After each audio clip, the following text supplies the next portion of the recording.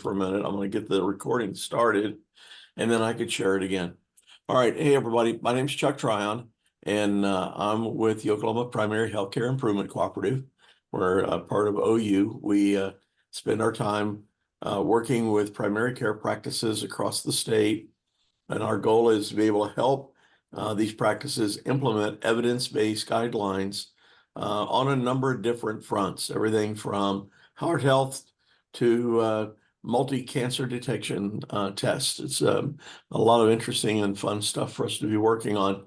My colleague is Jewel Homco here in the Tulsa office, and we have some others that will join from OFIC as well. And I think Kimberly, you guys already know Lori, they're from the Department of Mental Health, and there may be some others that will join us. Carla Guy is on now.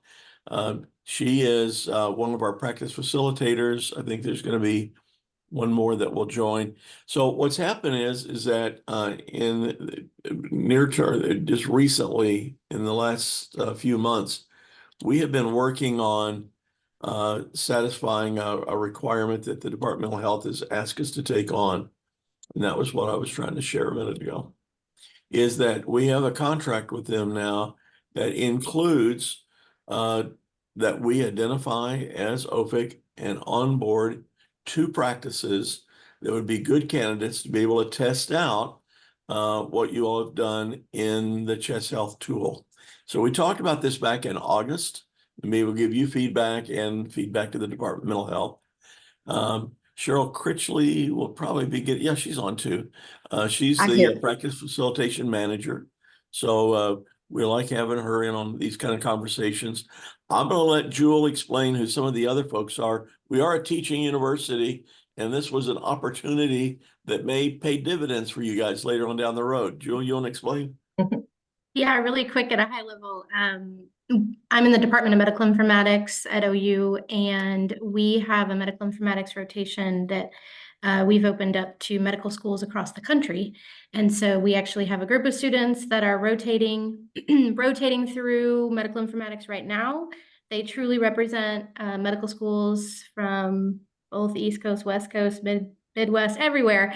And they are sort of diving in and working on some of the expert work that we have going on with OFIC. And so I thought it'd be good for them to see how the sausage is made and some of the work we're doing here.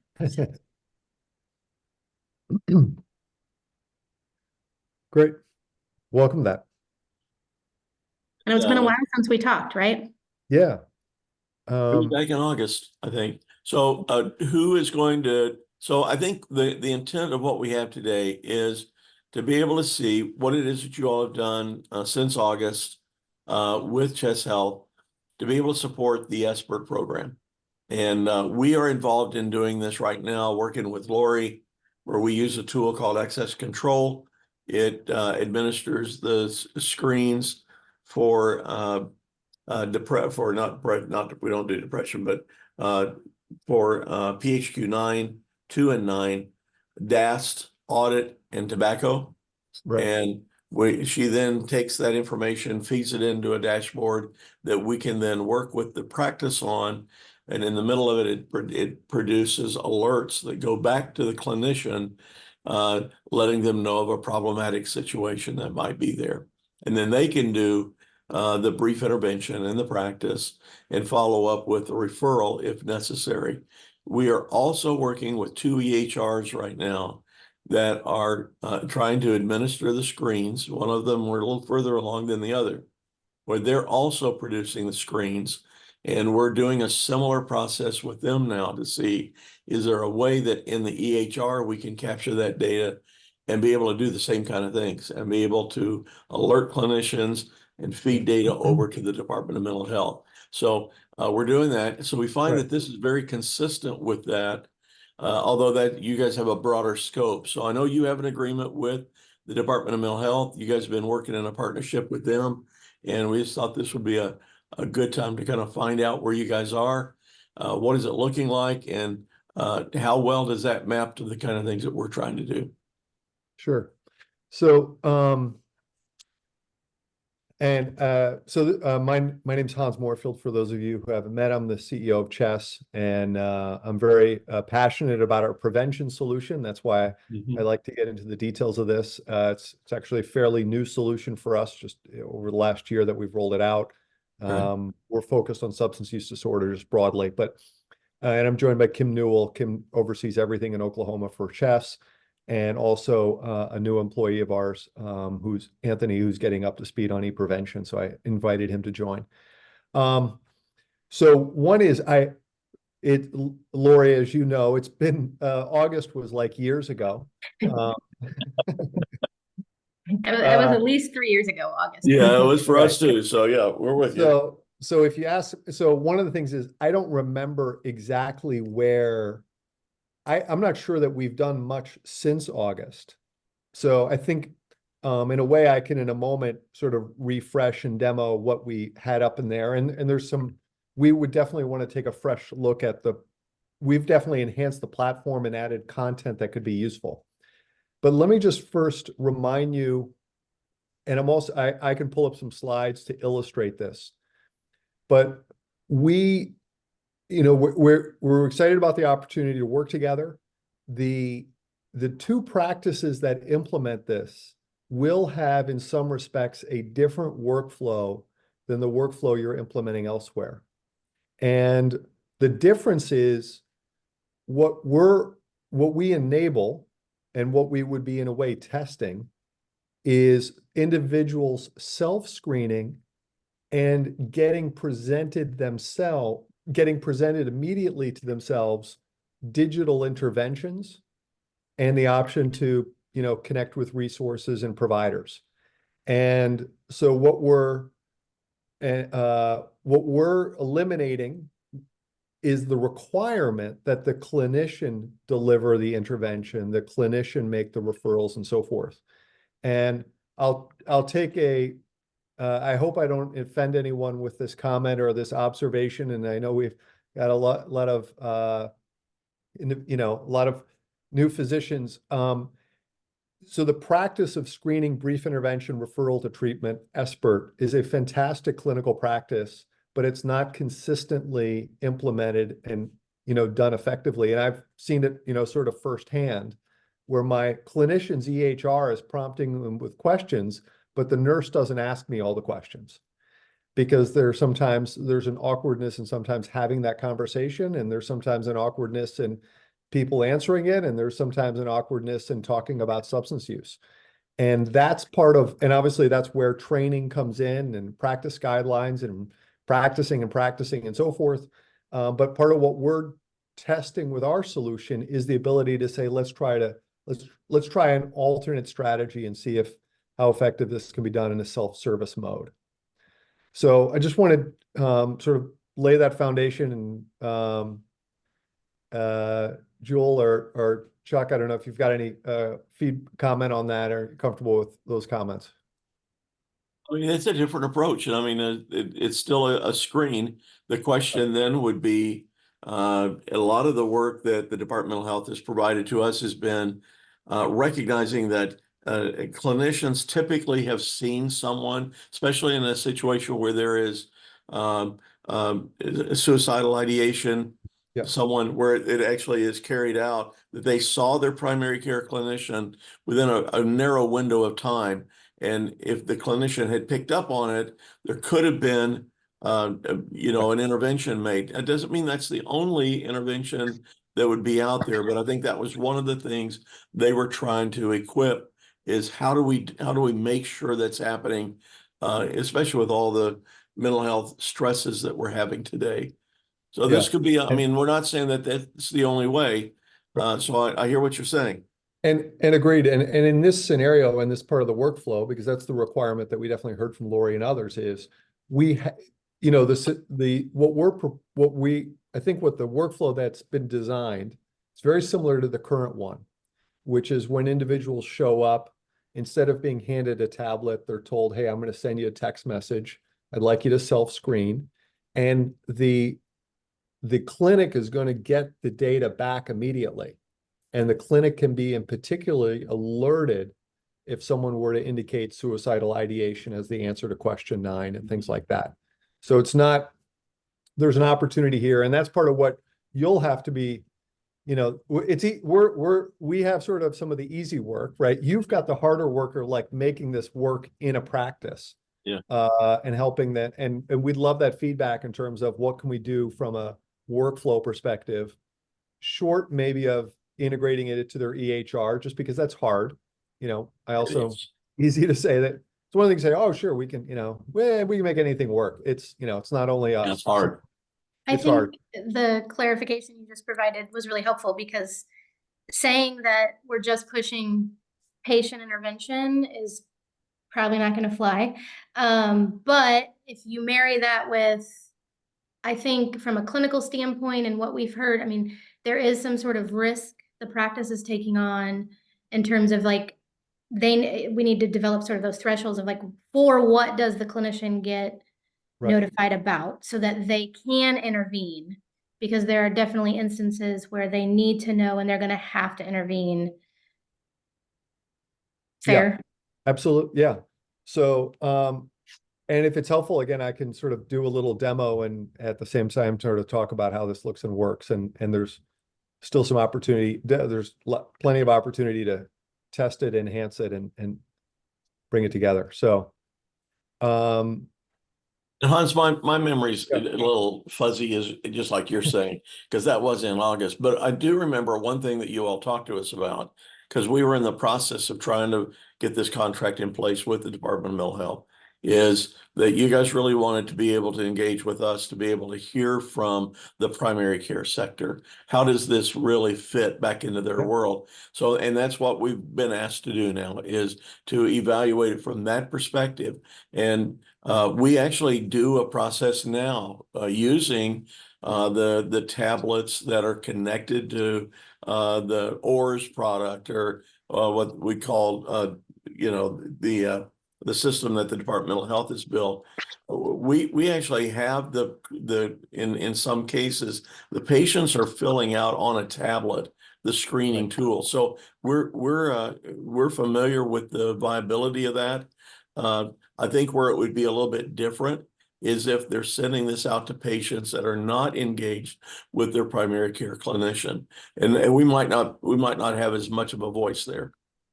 yeah, no, that would be a very different kind of project, right? I mean, sure, the state could end up putting a screener on their website. Yeah. But it's serving a different purpose at a different time. And this is this workflow, we understand, is very similar to the existing one, which is individuals show up, but instead of them being handed a tablet, they'd be told, we're going to send you a text message or an email, and we want you to click a link and answer some questions while you wait, you know, for your appointment to start. And the questions they're going to be asked, have you guys already verified with the Department of Mental Health that it's the same questions that they're currently asking in their screening tool? Yes. I mean, it's looking at PHQ-9, DAST, audit, and smoking. Those are the 4 that I know that we're following. That's right. And so, in fact, there was that added a challenge for us. So we basically call it a combo screener. So they're answering one screener, but it individually puts together those 4. So we actually keep the scoring of each unique. So in the back end, it looks like the person's answered 4 screeners. Okay. And then, and again, so I can pull this up and give you a little demo of it if you'd like. Sure. I think that'd be helpful for everybody on the call. Yeah. So, and again, I hadn't looked at it until like yesterday for 5 months, and I cringed a little bit because I'm a little bit of a graphics person. I'm like, oh, we didn't add any logos, or we didn't. Oh, that's okay. At all. So let me just get to.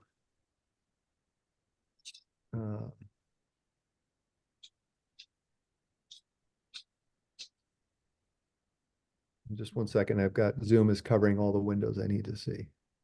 Okay. So this is our platform. It's called e-intervention. This is what the front desk staff would have logged into, and they'd be, sort of ready to go on a daily basis. And in fact, maybe for fun, I'll actually, let me just go ahead and log in, join the call on my phone. And I'll do it. I'll play both roles. Okay. So.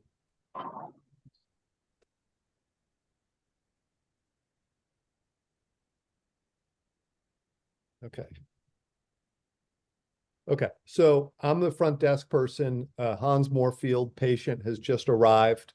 I check him in and I jump over here and I click start screening. And then I actually pick in this scenario, what we're going to do the anonymous individual. So part of it is we're keeping it really easy for the front desk person. They don't have to put in all the person's information. So I ask, I'm going to send, I'm not going to do it interview style. I'm going to send the screener. And this would default, but in this case, you see here the ODMH combo QA Combo. screen, Yep. right? I hit continue, and it just tells me, okay, put in Hans's phone number. So I put in the phone number. I hit send link. Whoops.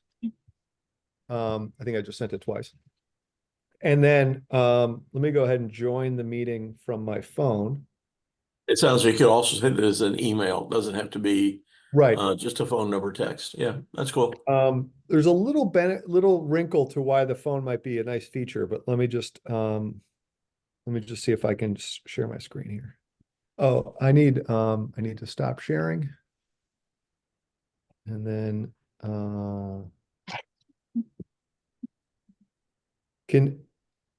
Oh, you know what? If you did that phone join the call, yeah, if you could approve me to share. I can do that. I just noticed that there's a second Hans here. Yeah. Okay, you should be able to share. Yep. Okay, so now I'm Hans the patient. I sit down on the couch. I'm waiting Here we for go. my, yep. I'm waiting for my appointment to start. And I go over to, I got this text message. I just need to close that window. And here's my text message. You've been invited by the Oklahoma Department of, and by the way, this text can be customized. Right. So I click the link. There's no downloading of an app or anything like that. That's cool.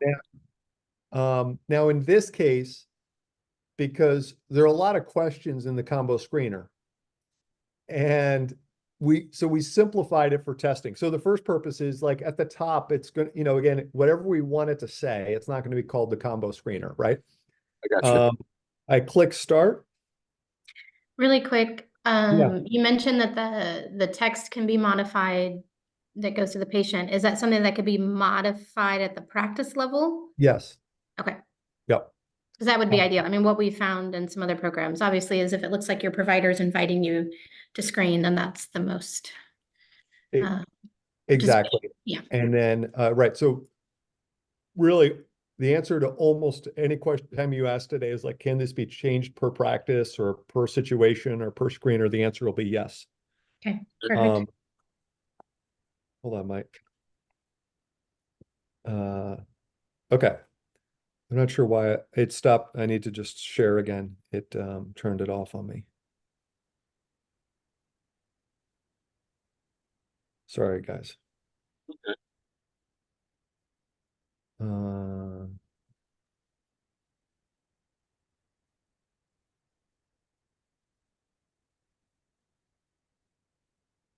Take two.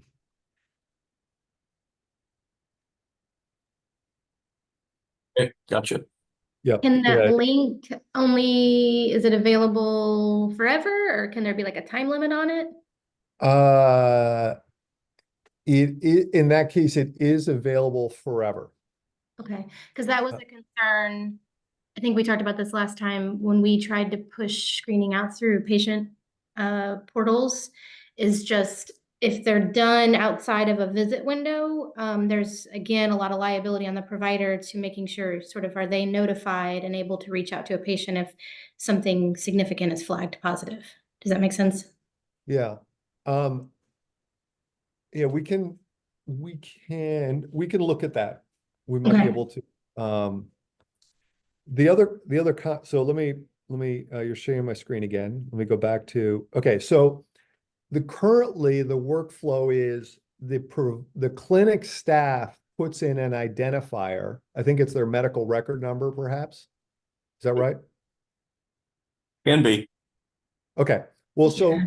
what they would do in this situation, what we had discussed with Lori and team in the past was the clinician would say, I'm going to send you a link. And when it asks you for a screener ID number, put in your birth date or put in 1234 or something like that. By the way, another way this could be done is you could like hand them a postcard and the postcard could have like a QR code that they scan. So, but anyway, so you see here, the first question is, what's the screener ID you were given? I was given, 1234. And that's how on the back end, the clinic's going to be able to say 1234 is Hans. And then the order of questions is, according to what we were told before, is first ask the audit questions, the alcohol questions. So in this test scenario, I haven't actually built out, we've built it out, but in this flow, we don't go through all 10 questions. For testing purpose, we ask you pick what version do you want to pick? What risk level do you want this to end up being? Does that make sense?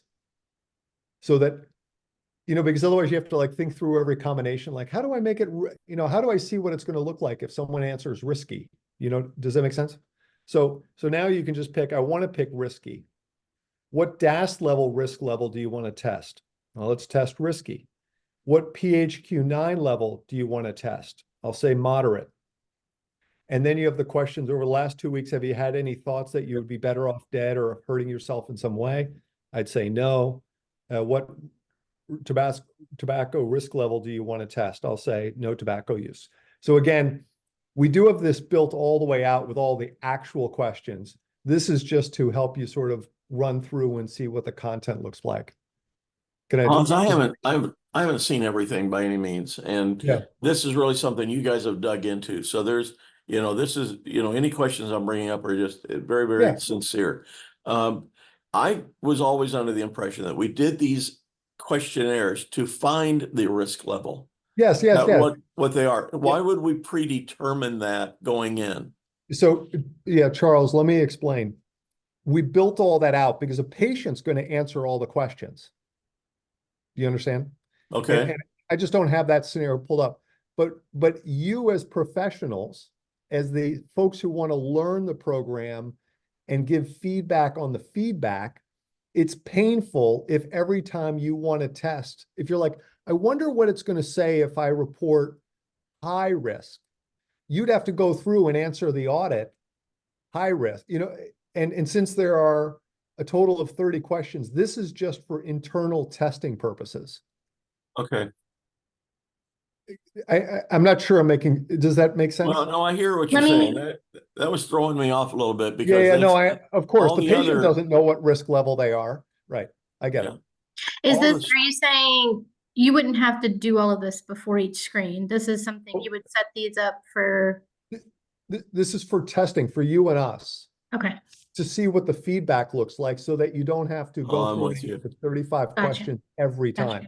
Okay, so this is not something that the patient would see if they were going into this tool. They would see, they would have to put in their patient ID, whatever it is that the clinics decided to use, and then they go from there. Okay. And then, they have to answer 35 questions, right? Okay.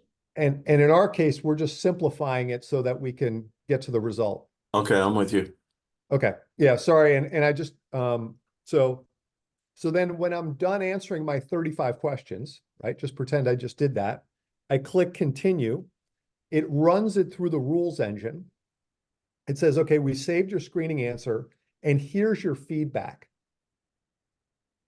And so the message is, thank you for taking the time to answer these questions. Alcohol use feedback. You appear to be experiencing a risky level of alcohol consumption. Again, this is based upon how they answered 10 questions. That they're high risk. Right.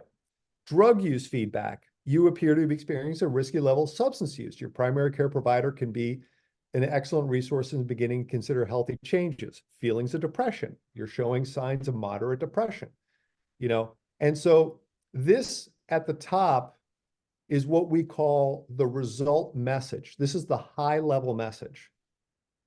And That's then a lot of text for a patient.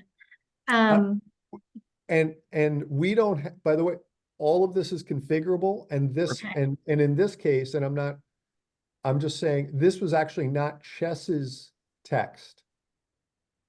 So, so I think Lori acknowledged that, right? So, and part of it is the balance, right? How do we, and this is, we've never done a combo screener with 35 questions, which generates all these different messages. So we're open to feedback on that, and this can be changed. And do you also, has that been, I don't know if Lori, you know this, like, has it been run through anything to look at reading level?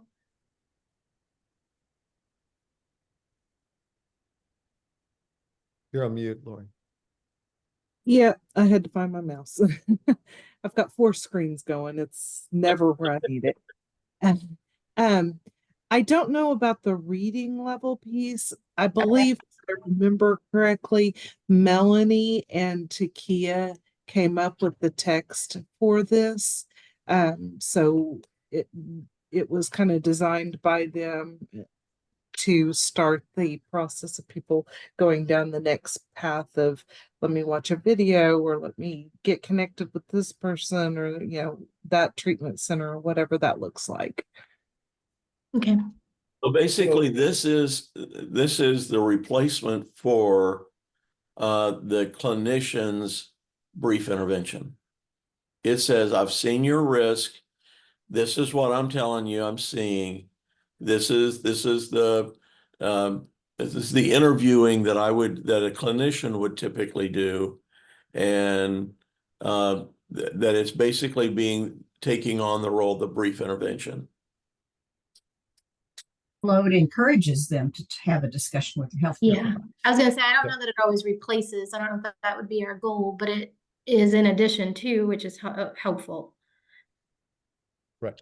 So have these results already gone back to the clinician who would perhaps be ready to see that patient in the exam room or something, or in a consulting room? Is that kind of the way you guys see the workflow going? I don't remember the details of our conversation on that front. The comment is that, yes, this is, as soon as it's answered here, it's also visible on the back end. Okay. One of the things we might do is, or the other thing we can do is not only make this visible, like I log in and I can view this detail, we also have the ability to generate email notifications with, you know, these scores and these answers based upon certain scores. So if someone answers low risk to everything, I didn't trigger any email notifications. Someone answers high risk to one question or multiple questions or this or that, or of course, if they report suicidal ideation, that could trigger email messages. Sure. So instead of the clinician having to log into our dashboard to look at everything, you know, someone in the back could get alerted to the ones that need attention.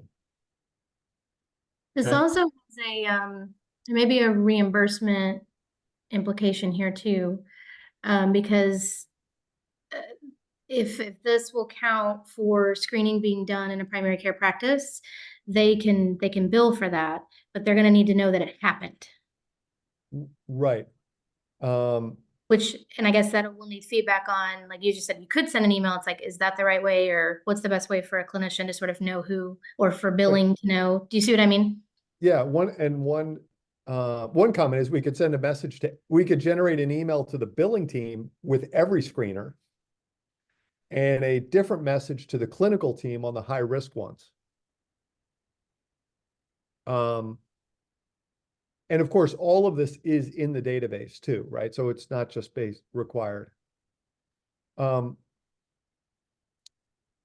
the other thing I just wanted to illustrate is this is the high level feedback. And again, good point, it could be shorter.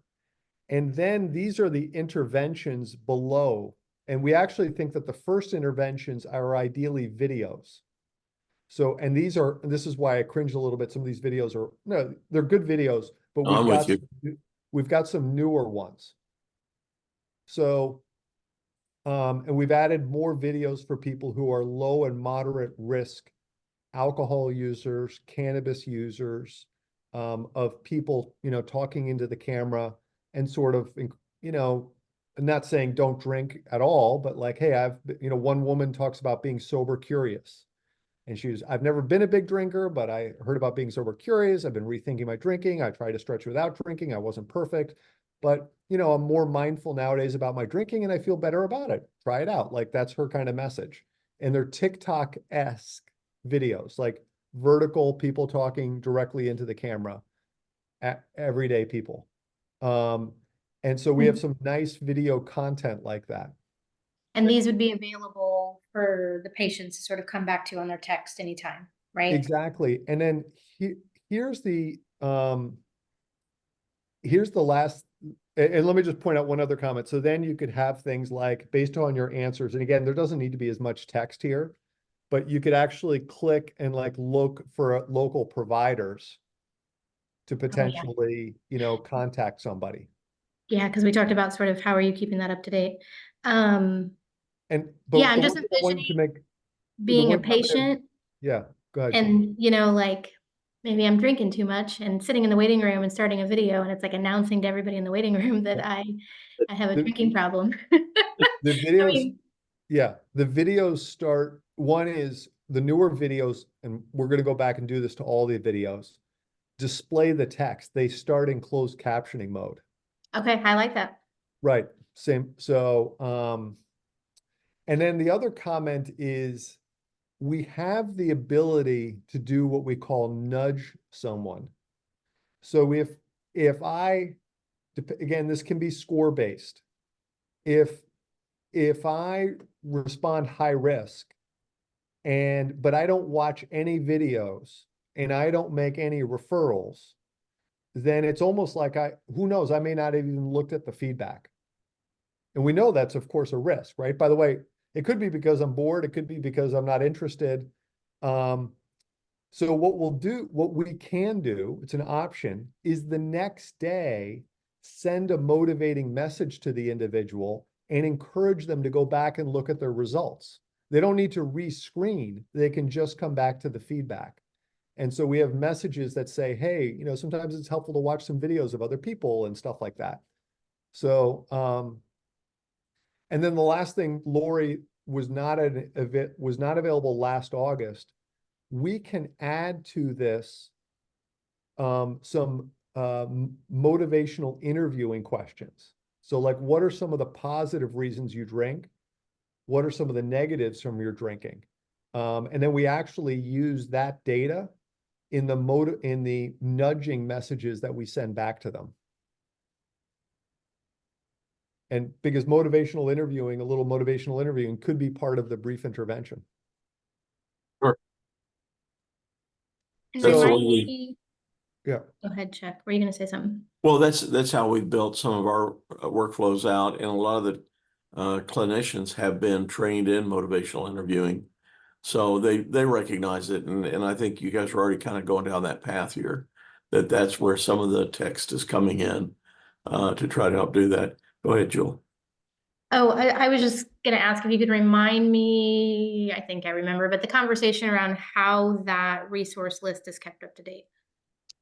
So it's kept up to date by Kim and her team, a little bit because these same providers are receiving referrals, from sources all across the state, right? This is actually the same referral platform that DHS is using for all their caseworkers. So these providers alert us if there are, if things materially change in terms of being open or being closed and stuff like that. And then the other comment that's important, and I'll double check this with Kim, but if a given office were to say, hey, I only want these options to show up. Like, I don't want to, well, one option, for example, is instead of having them do a search, it could just say, here are 2 or 3 providers we want you to think about calling or requesting an appointment from. And we can just list them without having to make someone search. And so if you're working with a practice in in rural Oklahoma, you may want to just say, hey, here's the phone number, here's the local Creoaks branch. And you don't need to give them the ability to search statewide. How do you guys handle when you've given a referral suggestion and then someone follows it, but they're not able to get a referral? I think that's a very common problem right now. Or they're not able to see you for months. What happens there? I mean, this is even on PHQ-9, where Yeah. you've got someone that's really at risk and they're just not able to get referral. Now, I know that the state 988 is trying to put in place a process where they can then get someone involved through their program. And I'm just wondering where that would fit. Where does that connect here? I think there are a couple of, so one is I don't have a perfect answer to that. It's a really good question. I think there's one comment. One is that in terms of the messaging to the patient at this point, it could be, by the way, if you need help, if you can't get a treatment, call this number, so forth. Yeah. The other comment is, what is actually clever is, the clinic or someone else can actually see through our platform if Hans showed up or not. And if they see that Hans requests an appointment at Creoaks and they don't show Creoaks saying that he ever arrived, right? And maybe they see Creoaks, because Creoaks is receiving referrals and it's a closed loop flow. If we want, and this is actually an optional element, but we can show the clinic whether whether Creoaks said he ever arrived or not. So the other comment is, even if the clinic doesn't look at that, we'll be able to look at the data and say, how often did these people actually follow through and make an appointment, and actually how often did they arrive? That'll be interesting results. Yeah. Have you all, is this in place in Oklahoma yet, where we're starting to see how that's flowing? No, it's not in place in Oklahoma yet, and it's we're working in some primary care settings, I believe, in New Mexico, but that's fairly new. A number of our implementations are, county websites where they're doing more screening, but it's not complementing expert in a clinical practice. It's reaching people who aren't going to a primary care doctor this week or this year, maybe. We are next month or later this month going to kick off a randomized clinical trial at a primary care clinic in Michigan. And in that scenario, we're really testing in a controlled randomized environment individuals who only get this intervention, plus expert as usual, versus the individuals who get expert as usual alone. But we won't have that data for about 1.5 years. Oh, yeah.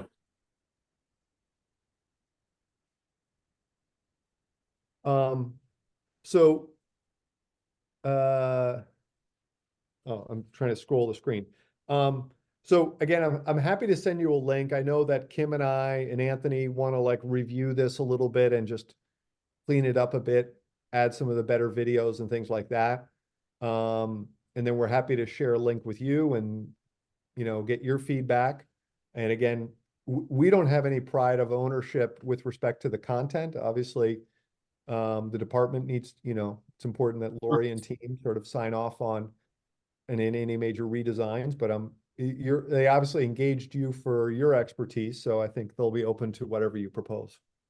Oh, when we have some candidate practices in mind, and we want to try to pursue that. When will this be ready for us to put it in place? The changes that you're talking about, I'm not talking about modifying text or anything else, Right. but getting the videos to where you want them, where the education would be available for us to put people through, how soon is that available to be used? I mean, could be available in a couple of weeks. I mean, it's I wanted to, you know, we want to sort of test out the whole flow, and obviously the key thing I think is what we haven't done is turned on any of the rule alerts, but we, you know, this can be ready very quickly. There's not like an engineering project that needs to happen. We just need to set this up for your specific locations, right? Then get the stat, you know, we're gonna have separate, we're gonna be able to do this. It's gonna be set up by practice location, so you'll be able to see the differences between the two. Obviously, each practice won't be able to see each other's patients or data.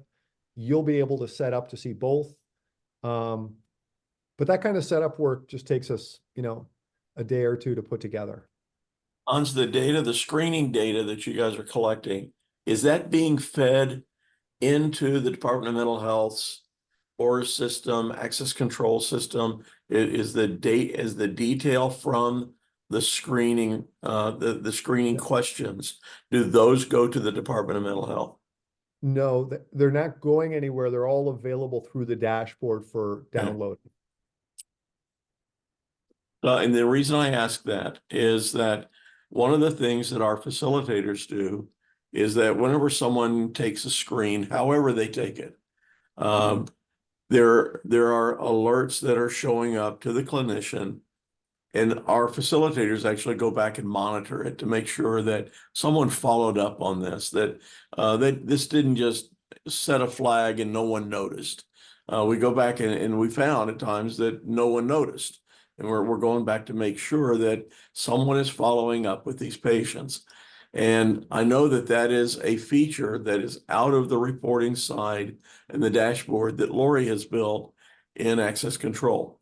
And so in one of the scenarios that we're working on right now, we're working with Athena Health. And Athena is asking all of the same questions in their screener that we have been asking through access control.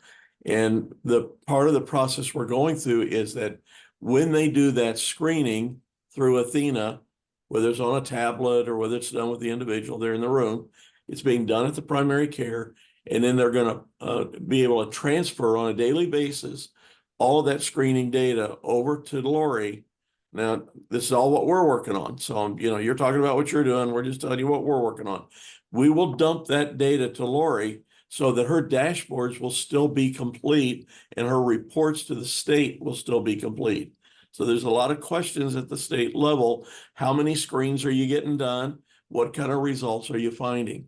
So that's kind of where I'm asking this, is that we're trying to work with the ability to not only screen and not only immediately alert the clinician, but also be able to get the data to the Department of Mental Health so they can look at that data and see it and get it reported at the state level. So I'm just making sure that I'm asking the right things. Well, so let me just clarify what you described there. So an individual answers it in the tablet. Yes. And that puts it in the OR system, the tablets, the front end. It goes into their EHR. So we're working with two EHRs that is capturing that information in the EHR. The one that we have the most confidence in right now is Athena Health. Yeah. That's an EHR that we know can do these screens because we've seen it. They've been doing it for a year and a half, 2 years. So we know that it works. We've also found that we can pull that data in detail, line item by line item, every question with the result, and send that over to Lori so she can ingest that into the OR system. I think this might be a more detailed discussion with Lori Yeah, about probably. minimum necessary data needed for reporting. Right. Because obviously we can't just take PHI and throw that over the fence. That's not. Yeah, no. And we won't be part of that. It will be directly from the practice to the Department of Mental Health. We won't touch the PHI. Right. I just want to clarify your flow. The answer on the tablet the tablets interface to Athena. That's correct. And is that a, In that case, we have others where they go directly into the access control. Right. But that's when we're actually working access control. That's the old solution that we've been using and trying to get away from. So this new solution that we're trying to get to using an EHR interface is that the questions are asked. They can be using a tablet, they can be using a phone. There's different ways they can do it. However, the EHR has set that up. And then the data would come from the EHR and from that practice to the Department of Mental Health. It doesn't come to us. We don't ever touch it. right? No, I understand. Well, so in our case, the data's in our platform. It can trigger alerts, and Lori can go in and, or someone else can go in and download the data. Because we can produce a CSV file with all these answers. I would have questions about, are we legally covered for that transmission of PHI? Or are you? I mean, even if the we're not, interesting, the one comment is, we haven't typed the patient's name into our system. So from that perspective, the only identifier we have is that 1234 code. I mean, so no phone number would go. I mean, yeah, I think there's a way to do this where whatever that downloaded report is. No, I mean, Chess has access to PHI. We have access to, 1,000 referrals a day in Oklahoma. And so we store that data, and we have agreements in place to do that kind of thing, of course. And we sign PAAs with practices in Oklahoma. That was going to be my next question is, and I think we talked about this, is before we even, a couple things. We need a plan for how we're going to pilot this, but it sounds like a BAA would need to be put in place between you all and each practice, right? Yeah, happy to do that. Yeah, so that's probably step one that would need to move pretty quick. And I think Chuck and Cheryl, I mean, we could talk about, I think there's a lot of value in piloting it, starting small, getting feedback. Agree. Yeah. No, and we'd welcome, joining you. Well, there's a lot of learning that comes out of that. So the data would not necessarily flow by transport, but actually Lori would be the one responsible to go in and take it out of there. So we're out of the loop there, right? Right. It doesn't set Lori or right. It wouldn't require OU to do it unless Lori, made that requirement. You're going after the PHI. So what I was trying to figure out. Well, Chuck, it sounded like there was a way to download that data without PHI, which is what would need to happen. Right? Because you said there's no identifiers on it. Yeah, because remember, the workflow that we built, again, could always change, is that we don't, the clinicians sending this anonymously, and then the individual's putting a code on it. So when I go into my screenings and I see what screenings have been answered, I see, look, someone answered the audit, the PHQ-9 DAST and tobacco, and they were code 1234. And the clinic knows that code 1234, it's the last 4 digits of someone's MRN. They know that that's Hans, but Hans's name is nowhere in the system. Now, we could also say to the patient, type in your first name, right? So then I see it says Hans, but it's still not PHI to me because I don't know, Chess doesn't know which Hans it is.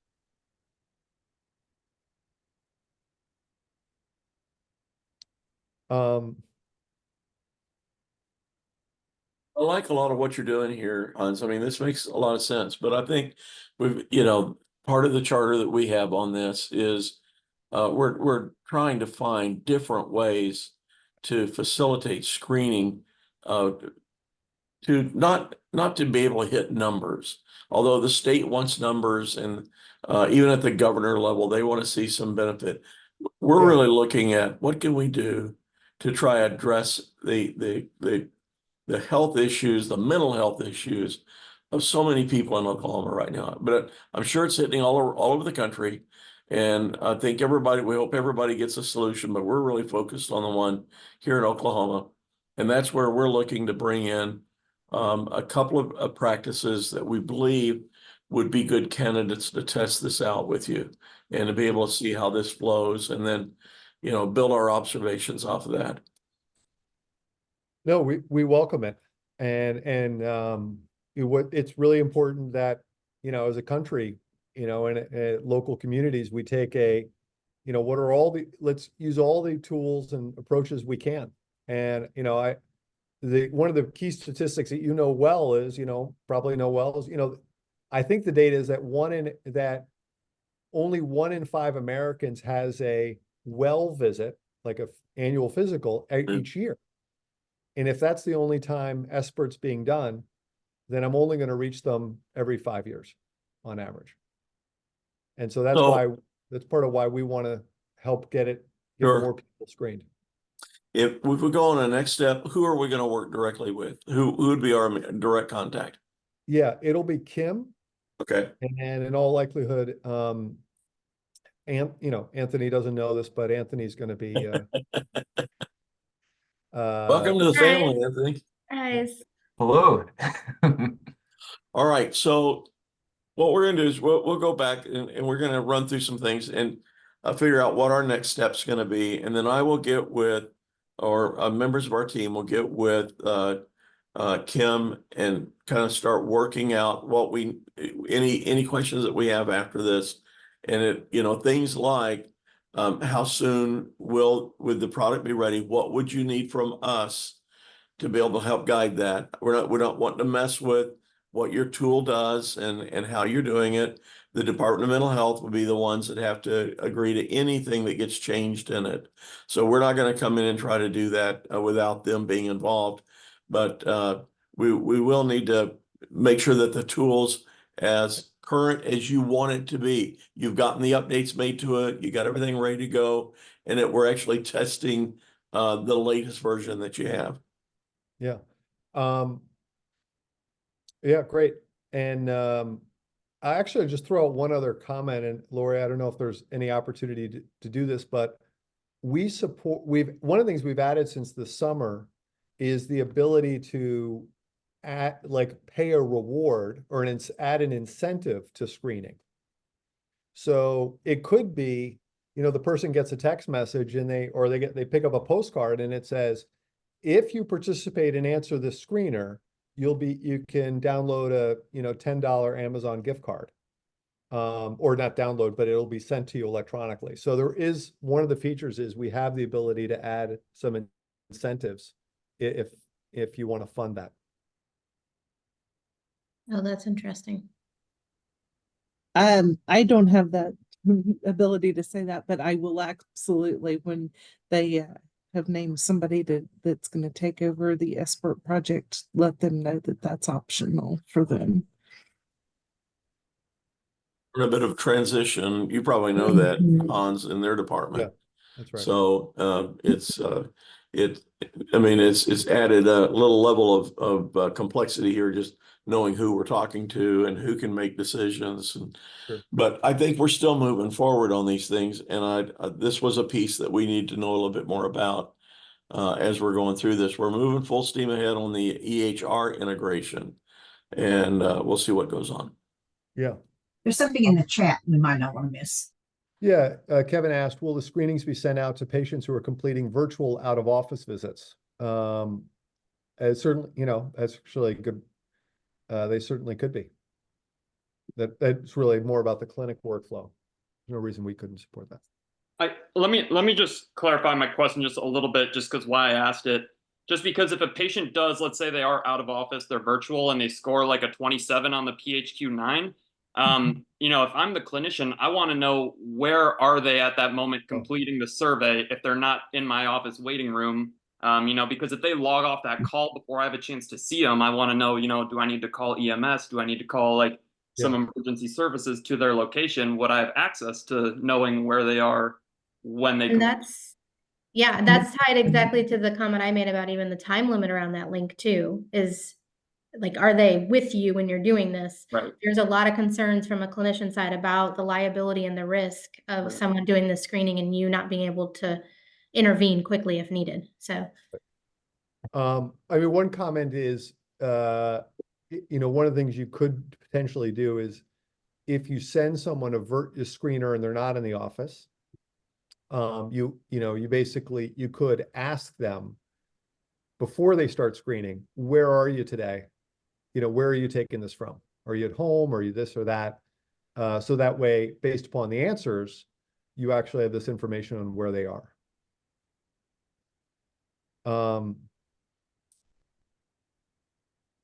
So yeah, that's just one option there, but this does not apply in this model, but we actually, one of the reasons we do support anonymous screening. And we even have a version that we call super anonymous mode. And that's the model that says, even if I put in identifying information, so let's say I answer a screener and I then say, I would like Creoaks to call, I'd like to self-refer to Creoaks. And I request an appointment from Creoaks and I put in my information, we can set it up that the person who invited you to get the screener still never sees that, your identifying information that you, even the identifying information you put in to get a referral. Because we have school districts who say, we want to encourage self-screening and we never want to know the answer because we don't want the liability of having known. And then the other comment is that they believe that if people believe it's truly anonymous, they'll be more honest. So just some flexibility there, but it's a good question, Kevin. And so there are a couple of ways you could potentially do it, such as asking people, where are they? So that if outreach is necessary, they know there's a way to reach them.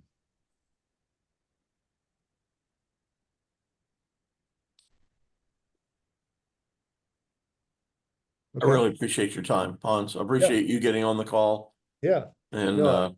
being able to walk through us. I think we're at the end of time here. We will move forward on our side and be in touch with Kim, and we'll figure out our next steps after that. And we'll be able to feed back to you guys what we're finding in the everything we're going to be doing is through the eyes of a primary care practice. So I think what you're trying to do is expand into some other markets, which I see the value of that. But ours will be pretty much primary care oriented because that's the focus of what we do. Yeah, no, and that's great. And again, we look forward to learn. I'll be on some of these calls just because you can tell I care about it. I'm interested in it. You're welcome anytime.